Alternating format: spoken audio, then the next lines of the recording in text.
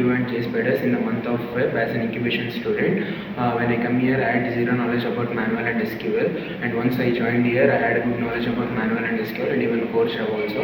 I'd like to thank Umashankar sir for taking me manual and SQL, and I'd like to thank Anupama ma'am for taking me core Java. They added me for 6 requirements. In that 3 got scheduled. This is my 3rd interview. Yesterday I got placed in a company called as Gramener with a package of 4.5 LPA, and the role is QA test engineer. I would like to thank all the teaching and non-teaching staff of Gspiders and Qspiders Hebbal branch.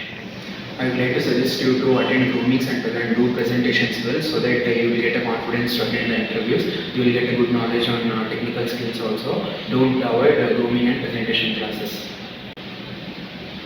I'd like to thank teaching and non-teaching staff of Qspiders and Qspiders Hebbal for giving me this great opportunity to start my career in IT field.